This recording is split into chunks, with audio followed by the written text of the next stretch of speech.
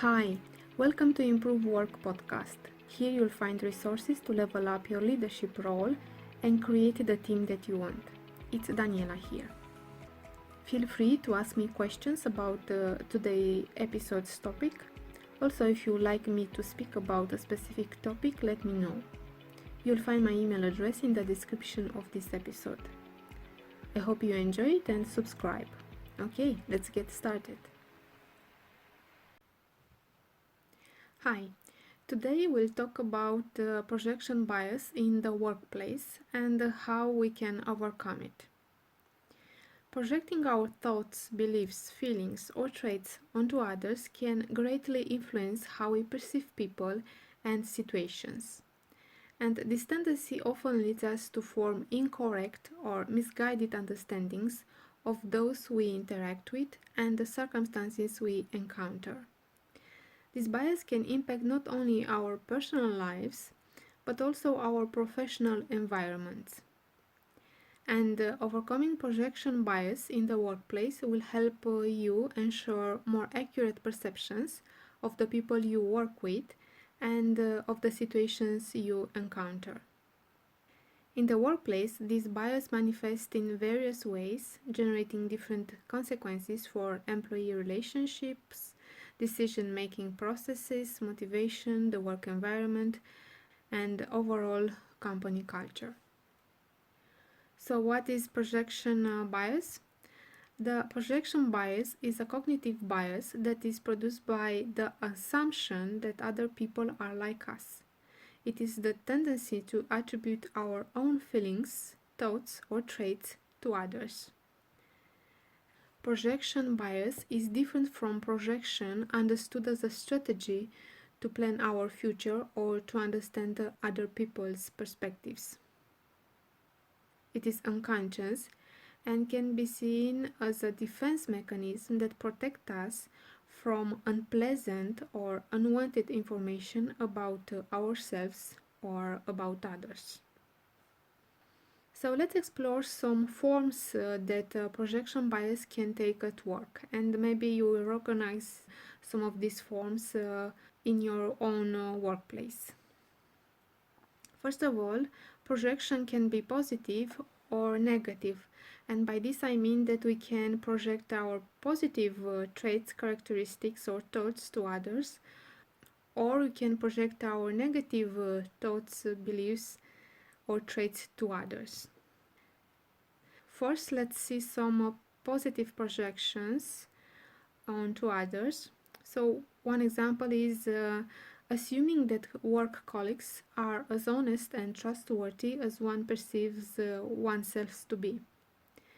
And for example, this can make a person to share sensitive information without thinking that this will be exposed. This person assumes that their work colleagues will handle sensitive information with the same level of confidentiality and integrity as they would. And because of this, they do not take precautions or consider potential risks. Another example of positive projection: projecting one's own motivation and dedication onto others, assuming they share the same work ethic. So this can lead to delegating important tasks or responsibility to a colleague, assuming that they will complete it diligently and with the same level of dedication and reliability as the person themselves.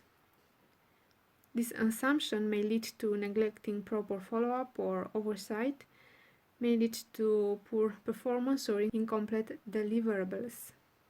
And another example of positive projection: assuming that others are as talented and capable in a specific skill or area of expertise as oneself. Someone who believes this may, for example, delegate complex or specialized tasks without considering whether their colleagues have the necessary knowledge or experience to handle them effectively. This assumption can lead to inefficiencies, errors, or delays if the assigned individuals lack the required expertise. Another possible consequence of this assumption is underestimating training or guidance needs. They assume that colleagues can quickly grasp concepts or execute tasks without sufficient support or instruction. Furthermore, if individuals assume that others possess the same level of skill and expertise as themselves, they may be less inclined to collaborate or share knowledge in their area of expertise. They might underestimate the value of collaborating or knowledge exchange, missing out on opportunities for innovation and growth. Let's see now some example of negative projections. So, believing that others are as dishonest or untrustworthy as one perceives oneself to be. When individuals believe that others in the workplace are as dishonest as they perceive themselves to be, they may refrain from collaborating or sharing information.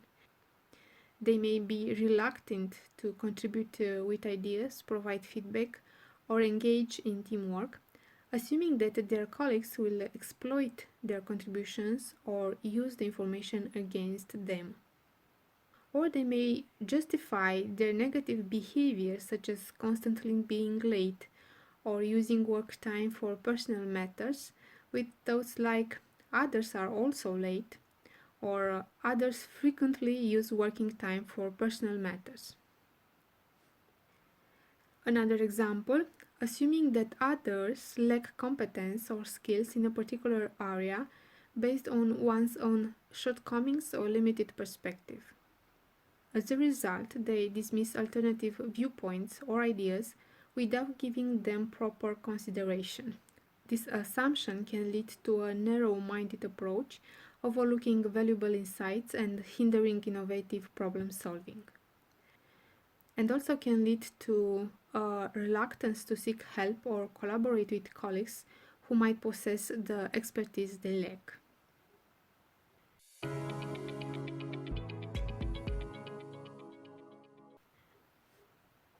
Let's talk now about projection biases related to leadership. Projection bias can significantly impact a leader's ability to adapt their leadership style to the unique traits and needs of their employees. For instance, an employer who favors a directive leadership style may project their own approach onto all employees, disregarding the varying levels of experience and capabilities within the team. The employer assumes that this approach will work with all his or her employees, that all employees require the same level of direction and control, that employees are not capable of making decisions or contributing meaningfully to the decision-making process. An effective leader understands the importance of flexibility and tailoring their leadership approach to each individual, considering factors such as experience, skills, competencies, and the nature of the task assigned. Not recognizing and adapting their leadership styles to these differences, leaders limit the potential contribution of their employees and hinder their growth. You can learn more about the leadership styles in one of my previous blog posts. By persistently employing a directive leadership style when it is not necessary, the leader limits the professional development and potential growth of their employees.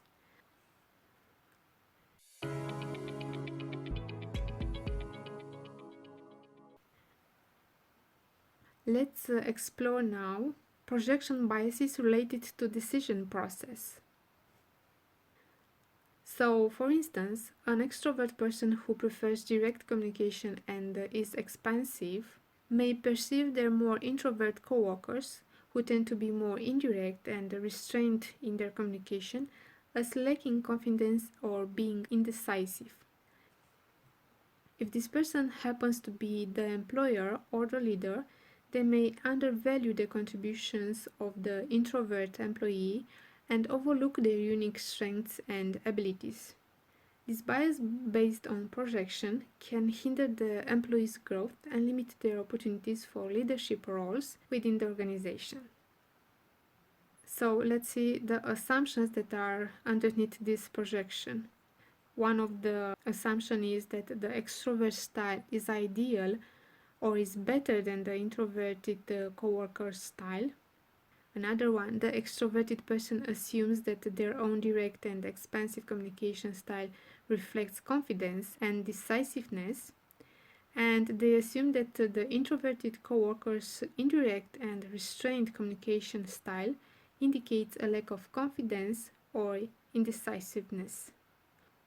Another assumption, the extroverted person may assume that their own communication style and approach hold more value or are more effective, leading them to undervalue the contributions of the introverted coworkers. And another possible assumption, the extroverted person may assume that their preferred communication style is better for effective leadership roles within the organization, overlooking the potential leadership capabilities of introverted employees.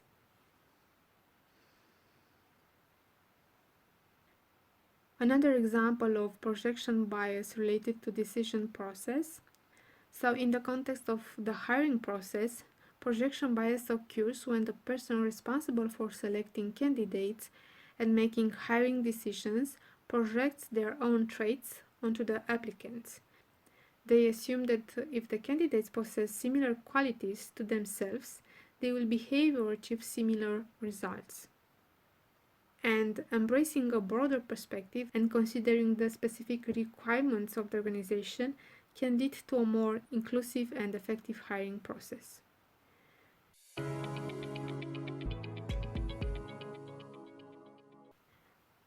Let's go further and discuss about some projection biases related to feedback. So a manager who excels in technical skills may project their bias onto employees, giving more positive feedback to those who possess similar technical abilities. This bias can overlook other valuable skills and contributions, such as interpersonal skills or creativity.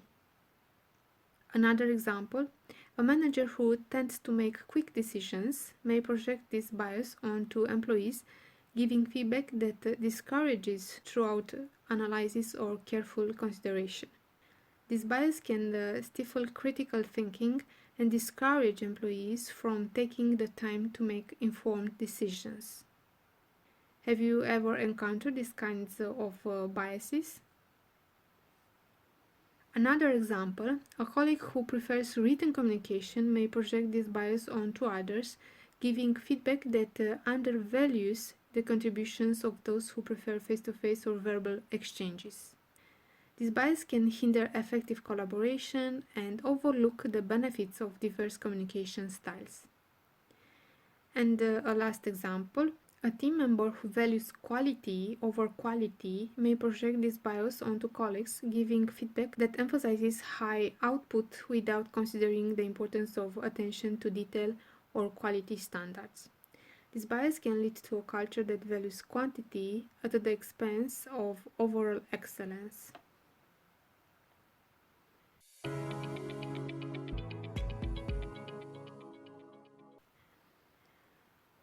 Other types of projection bias in the workplace could be overestimating how much your colleagues or clients will like your ideas or proposal without considering their needs or feedback, or assuming that coworkers or employees will prioritize the same task or goals as we do without clarifying their expectations or motivations. Or another type of bias, dismissing alternative solutions or opinions from others because they do not align with our own logic or experience.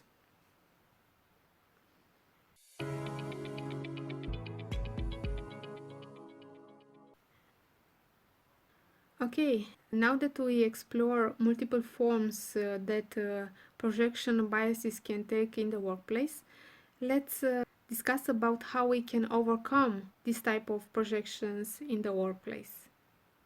And let's look at some strategies that can help anyone to recognize and eliminate projection biases. So the first strategy is being aware of projection biases and its effects. Preventing projection biases begins with being aware of their existence and understanding their potential impact.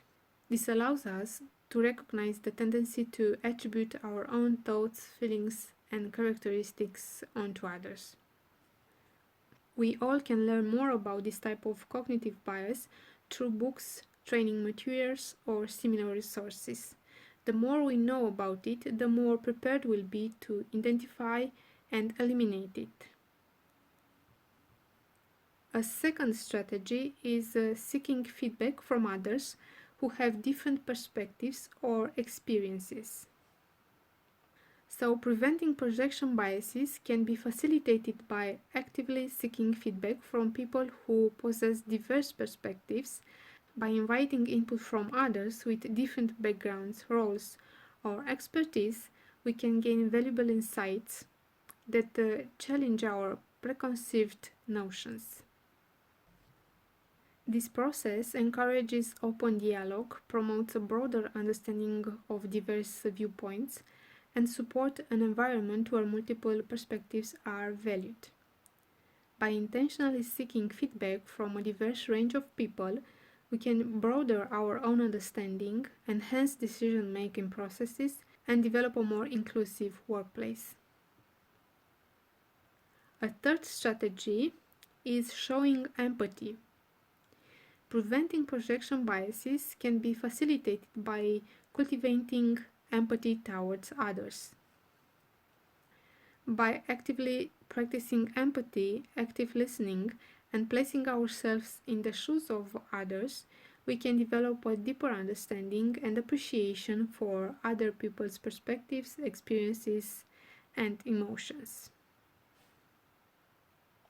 And the fourth useful strategy is evaluating our decisions and using self-reflection.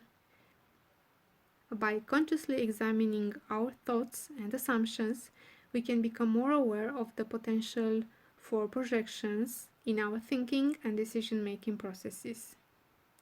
Taking the time for self-reflection allows us to critically assess our own perspectives, challenge ingrained biases, and consider alternative viewpoints.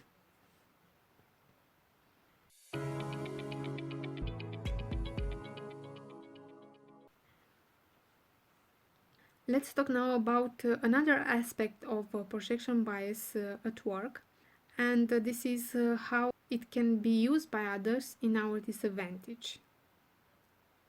So, have you ever encountered an employee who always says yes to everything their boss says? This type of employee strives to be well liked by their boss and agrees with nearly everything that is mentioned.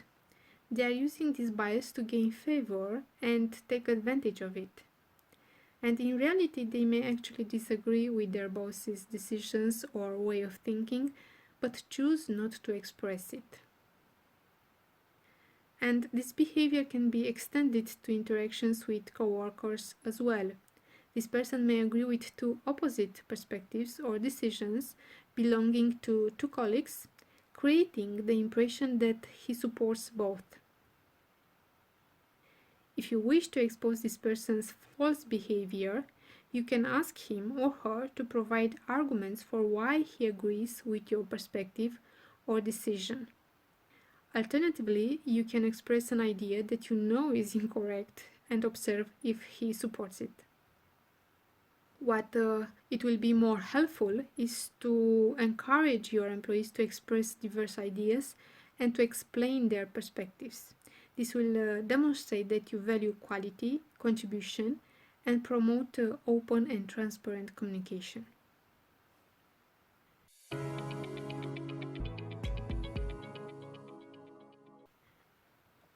Okay, this was all for today. I hope this is helpful for you.